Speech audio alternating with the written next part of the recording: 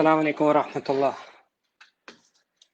इतकन तो ऐसा नहीं पता कि आज करो is clear Bidwell said cut Kashmir causes related.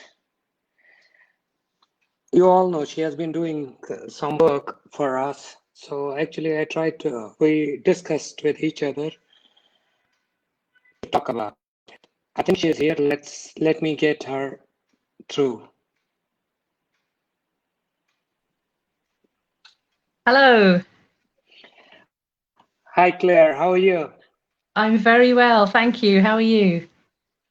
I'm good. Alhamdulillah. Yes, so far so good. We managed to connect. Yeah, finally. I actually received a warning already that will not be able to connect in next 22 hours. But and 22 hours is enough to get us through. Yeah, so we've done it. That's good. That's good, actually. Yeah, our friends are waiting for us. Maybe another couple of minutes. Okay. I'll just give them a brief introduction. Usually my viewers are those from ground. They are from Kashmir, all of them. Majority of them. I think 99% of them are Kashmiris. This is what I believe. So I usually do it in the local language. I mean the Kashmiri language whenever I connect to them or talk to them. But this is a special occasion. So most probably they have to bear with us. They have to tolerate us. And alhamdulillah, the literacy rate in Kashmir is very good. I mean, majority of our population, they can understand it very well. So that's taken care of. Yeah, I know it puts me to shame. I really should learn the language, and then it should be on me to communicate as well. So I'll look into doing that. And then I can understand what you're saying a lot of the time also. That will be another burden on us. I'll see if I can achieve it. Thank you very much. I'll just give you a brief introduction to the people. Actually, Claire is running a group called Let Kashmir Decide. She's one of the very active volunteers who have been pushing Kashmir agenda on international platform. Actually trying to represent our mornings, trying to represent the occupation that has been done on ground, trying to represent all the crimes committed on ground, including killings, including rapes, including arrests, and including the pallet victims as well. She is very often on scene on the international platforms representing Kashmir. She is very well known to the people of Kashmir living in UK or other places where she has been doing a tremendous work for us. Welcome, Claire. Oh, thank you for that wonderful introduction. Yeah, I mean, I'm trying my best, and I always say it's about raising the Kashmiri voices. It's not about telling anybody what to do.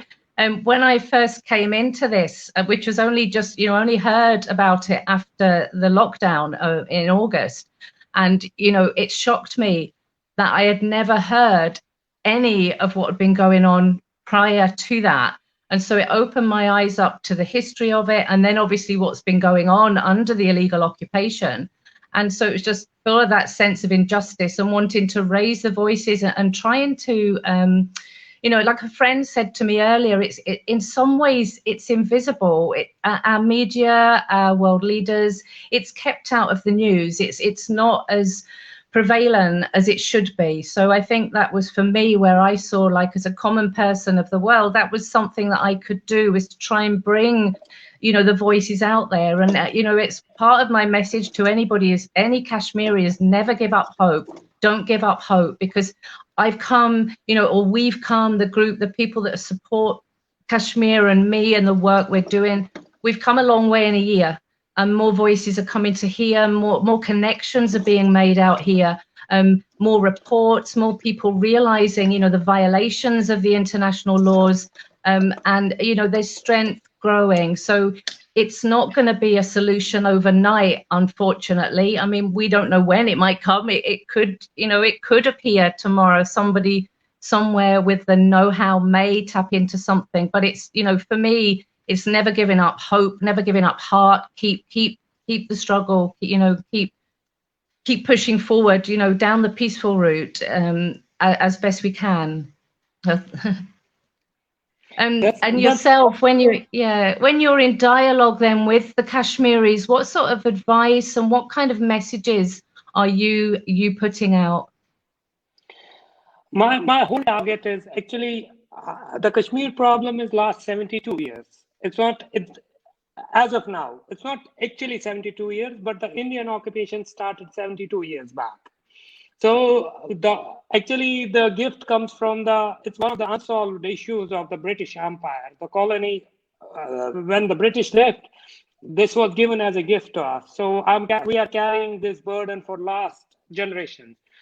So most probably I was not into the politics, or I was not into this stuff for long, but last 5th August 2019, it changed the scenarios when they tried to annex and they tried to complete our slavery. So my only message is, what I want to give to Kashmir is, I don't want them to live in confusion anymore.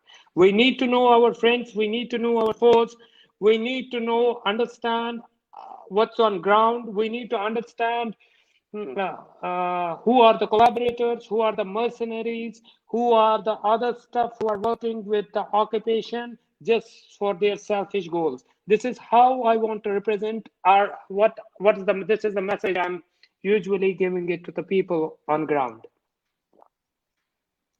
Yeah, which is a great message, and well done to you. You should, I think you should come and live in the UK, and then we can do some work together. Inshallah, someday, if life permits, someday I'll go. But I'll prefer to go to Kashmir one day and live with my people, if India ever allows me to, unless they don't put me behind the bars.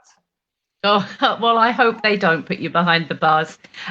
Yeah, I mean, so on an international level out here, I mean, we're really delighted because we've got Amnesty UK are taking the Kashmir issue onto their agenda, which gives us some real strength in the UK. We've got the Kashmiri diaspora are knowledgeable, they've been hardworking, they're contributing, they're pulling together, they're uniting, regardless of their ideologies now, to try and build a united voice for humanity, for, self-determination for Kashmir. And so there's a strength in that.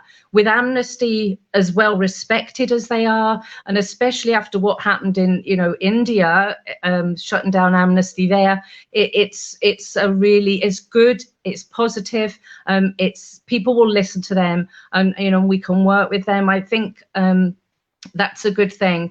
Again, in the UK, we're starting to set up some organisation on the ground here for us as well. Some regional representatives in different areas that we can lobby to our Parliament, to our MPs, and we're looking at, for us, it's the United Nations resolutions, the human rights articles and charters, and all the international laws that are being violated. That's what we're heading for. And as you said, the UK are one of the countries that are primarily pressed to push for this, to resolve this, because it was at their hands that this first happened, 72, 73 years ago. So we're a strong voice of United Nations. We still have a strong voice across the world. And, that's what we're working for here, is for our government, Scotland, England, UK together to stand up and be that voice for Kashmiris and be that voice for the solution as well. So it's good to and it's great to have these international connections as well, because it makes those links through, amongst the people, amongst the common people, that we can organize ourselves and we can come together and keep making as much noise as possible, and raising the voices further and louder. I just want to hear from you and let the people on ground understand. Can you give us some, the work you have done in past regarding the Kashmir issue? Can you give us a brief outline what's going on? And I think there is going to be a rally soon. Can you give us a brief outline of that as well? Yeah, I can. I mean, my journey in the last year, it's like there was just me, if that makes sense. I started off, I heard about this issue, And, you know, the only place I could find any news of it was in the social media.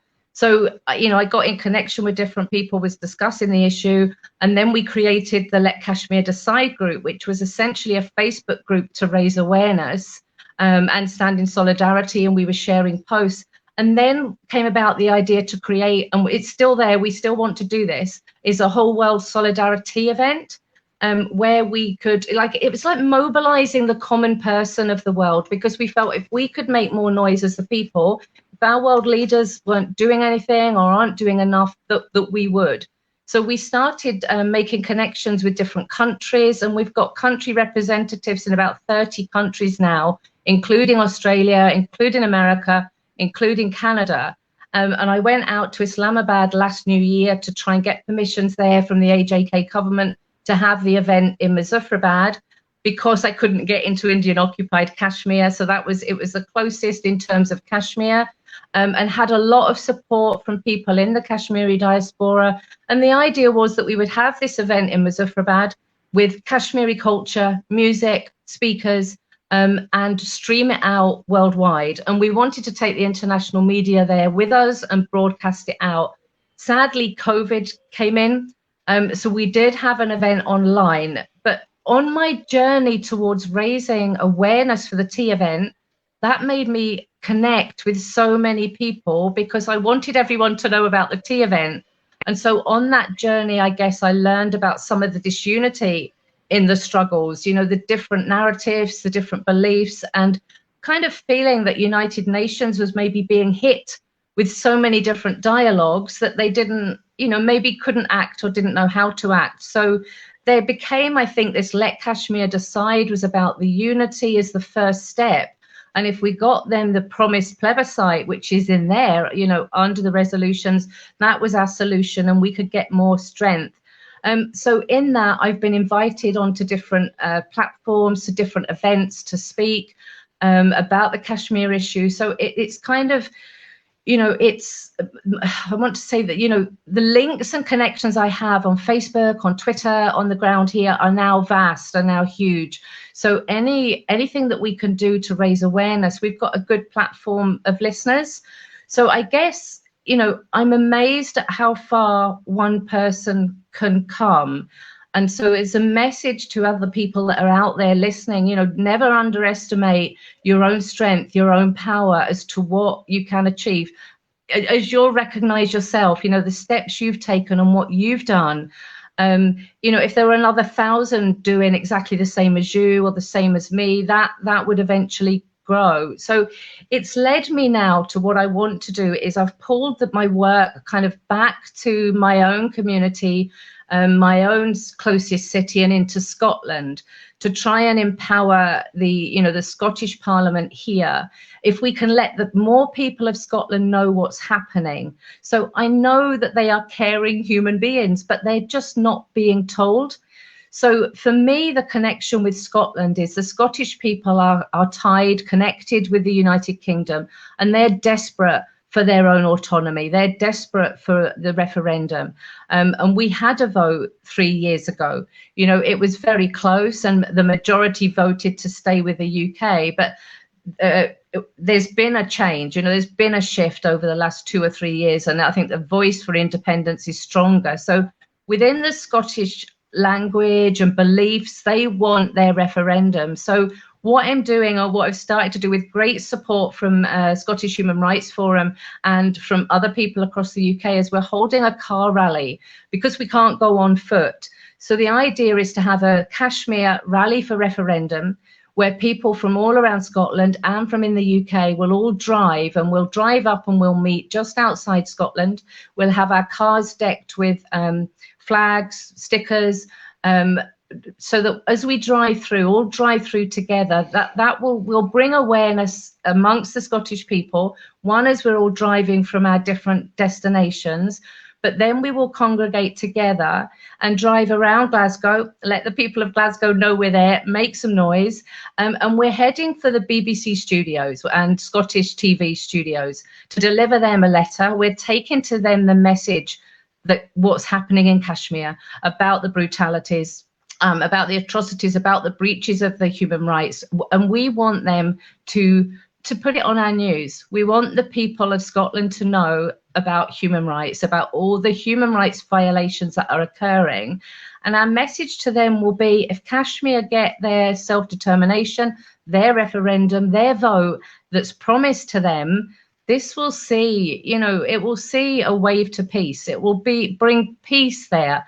And it's that sort of message. So that's where I'm working at the moment, is with in my own country, try to get the message out to more people so that we can put pressure on our governments to take a stand for us, and with that power. So that's what we're doing. I mean, further to the rally, we're also looking at student unions. I've got some enthusiastic young people with Kashmiri origins who are setting up sort of university groups. And that's a group that I hope to work with as well and see that shift out. So for me now, yes, I'm kind of in Glasgow. I've also got links there with Kashmiri supporters who have close ties with the Scottish National Party. So we're looking to set up a Scottish Friends for Kashmir with the Scottish National Party group and do some work there as well. So it's kind of, like I say, it's been, you know, I've driven these opportunities or this thing myself for humanity, for Kashmir, you know, and people have come along with me, supported me, lifted me, worked with me, are still there, you know, an awesome team, even like yourself now, the dialogue that we're having, you know, we can discuss this, raise the issues. Hopefully more people are listening that can tell people, you know, in Scotland on the 24th of October, we are meeting to take the message to the Scottish people. And it would be awesome if people have family or have connections or know anybody in England or in Scotland that can help us to take the message through. Was that comprehensive enough? Did that cover it, do you think? Yeah. That's a very full, detailed description of what's in your mind, what you are going to do, how it's going to affect. I just wanted to, for our audience, for our viewers, I just wanted to tell them that it's not, the world is not Kashmir. The point why I am telling you, when you were referring that let's make more noises, outside world is a very decent world where every talk is heard. It's not about occupation. Whenever there are more noises, the governments are alarmed. It's not Kashmir, wherever even though people are being killed, nobody raises an eyebrow. This what player is trying to refer as many voices that will move the world. I mean, it matters outside the world. I know my friends on ground, because in my generation, before that generation, we have only been through the atrocities of the Indian occupation. So that's why the noises, this stuff, it might be difficult to comprehend how it actually looks like. So that's why for them, I want to tell them that noises do matter, and in every part of the civilized world, it matters, and this is what India fears on international platform. That's terrific. Claire, I just wanted to inform you about my people. I mean, about our people on ground. The issue is that we have had betrayals, not once, not twice, not thrice. It has been number of times, and the last of them being on 5th August. I mean, in 1950, even in 1947, there was a betrayal. 1953, there was a betrayal. 1987, there was a betrayal. 2019, 5th August was another betrayal. The problem is India is a big economy now. The world is looking at the India as an economic force. So that's why their atrocities are covered up with other. So this is what I wanted to tell you. The crimes on ground are huge. They are immense. I don't know which other nation other than Kashmir has suffered 110,000 deaths in last 3 years, more than 12,000 rapes, around thousands of pallet victims, thousands of prisoners are there, especially as small as 12 to 13 years, as old as 80 years. I mean, this is what India has done to Kashmir population. More than 14,000 buildings have been raised, houses have been raised to ground. People are talking about Palestine every now and then, but Kashmir, India has been very well able to provide stuff in Kashmir. I think somewhere we have been more harassed and more harm has been done to us. The only thing before we take it off, I just want to, from your side, I just want to, not as a person, one who has been working for Kashmir, but as a human being living in UK, do you have a message for our people on ground, and what's the message of hope that you want to push in so that our generations keep on fighting? It may not be me who will see the freedom, it might be my kids, it may not be them, it might be their kids, but one day we'll get through it. So I would like you to have a last note, a message of hope for the people on ground. Yeah, I mean, I think there is always hope. I mean, you haven't hung on for 72 years for nothing. You know, there is that strength there, that resilience, and that message is really clear. I think for me, the day that Modi locked down Kashmir last year is actually the day he's given the key to Kashmiri's freedom, because I think more people's eyes have opened. I mean, for me, it's the things about, you know, for Kashmiris, you know, I'm not on the ground there, so it's only from what I can pick up from Kashmiri friends in terms of messages about things like, you know, focusing on agriculture, focusing on growing your food, focusing on those for kind of, you know, employment opportunities, keeping people busy, organizing yourselves, you know, together as groups, as people in strength. And as you said before, Asif, about knowing who to follow, you know, so it's things like, you know, Yassin Malik, and you've got Galani, Syed Ali Galani. You've got somebody locked up, haven't you, for 25 years that's been imprisoned as well, somewhere away. But listening to, as you say, the right people, keeping that hope, knowing that, you know, the more people that there are on the outside, there are so many lawyers, human rights people working at higher levels than I am, and are doing the things that need to be done on an international stage. And you know, more people are coming. I think social media is a new weapon in this, I don't know what you want to call it, this war on humanity. And I think that we are using it to the best effect. So obviously Kashmiri's voices are being squashed because India recognize this. They recognize that they need to clamp the noise down in order to keep their authority. But I think there is a growing recognition in the world and across the world that economies have been put over human rights, and that needs to change. And I think that message is out here. I think it's coming out that people are caring more about human beings and are recognizing this. I want to see Kashmir changed, the situation changed in my lifetime. I was hopeful of it happening this year. If it doesn't happen this year, then I'm looking for it to happen next year. So I'm about, you know, solution focused as soon as we can. And, you know, I believe that. So I don't want, you know, it could be a struggle that takes time. I'm not saying it won't be, but so whatever the duration is, you know, hold on, keep as tight as you can, communicating with one another, never give up hope. I'm never giving up hope, and there's more and more people that are coming to learn, coming to support all the time. And that pressure, it's like a wave, it's like a tidal wave that is growing, and we will win through. Humanity will, you know, it will win through. I have no doubt at all. That's great. That's terrific. It was a terrific session. Before we end this up, I would like to tell you that it was my grandfather who had fought this occupation. Then it was my father who has fought it occupation. Now it's me. I mean, I'm talking about the generations. Now, even if it does not happen, my kids will fight for it. Their kids will fight for it. But unless and until we don't reach our goal, the things will not close down for India. We have to get rid of this occupation. Thank you, Claire, for joining us all together on the me, all those viewers who are on ground. It was a nice time being with you. And I honestly appreciate, as well as the letters, if you are going through the comments, you'll see that a lot of people are sending their wishes for you. They are really impressed. They are really happy that somebody out there is raising their voice. Thank you Oh, well, very that's much, really Claire. kind.